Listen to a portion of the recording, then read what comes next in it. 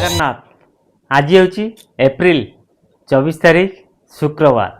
आज शुक्रवार केउं यात्रापाटी केउं जगार नाटक मंचस्थ कर मो सहित रही शेष पर्यंत वीडियो देखिले जानीपर। जात्राणी सिंहवाहिनी आज माने एप्रिल 24 रु 26 तारीख पर्यंत 3 दिन धरी नाटक मंचस्थ कर बासंती खेल पड़िया जलेश्वर बालेश्वर। आज प्रथम नाटक तू मो कोणार्क गनाटे आज माने एप्रिल 24 रु 26 तारीख पर्यंत 3 दिन धरी नाटक मंचस्थ कर कुशपदा उत्तरा भुवनेश्वर।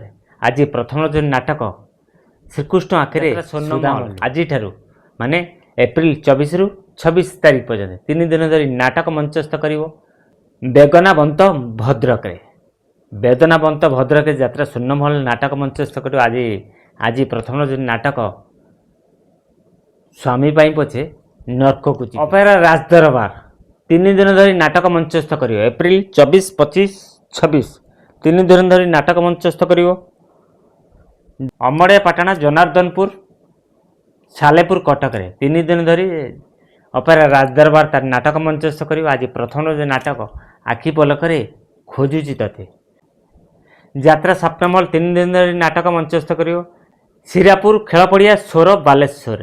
आज प्रथम जो नाटक तो आखिरी लुह भल लगुन माछुआती सालेपुर कटक माछुआती सालेपुर कटक यात्रा ओमकार तार 3 दिन धरी नाटक मंचस्थ कर एप्रिल 24 25 26 आज प्रथम जो नाटक बंचा कोईटी भय पार्वती गणाट्य आज माने एप्रिल 24 रु 27 तारीख पर्यंत 4 दिन धरी नाटक मंचस्थ कर पार्वती गणाट्य गोरखनाथ पीठ केरकेरा जगतसिंहपुर।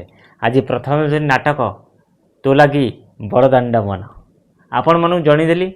आज 7 गोटी यात्रापाटी केउं जगह नाटक मंचस्थ कर नाटक ना कौन। जदि वीडियोटी भल लगे निश्चिंत लाइक करूँ कमेंट करूँ सांगाती शेयर करूँ। जदि नुआक आम चैनल देखते वीडियो देखते आम चैनल को सब्सक्राइब कर रखते फेसबुक आईडी फॉलो कर रखते। जय श्री जगन्नाथ।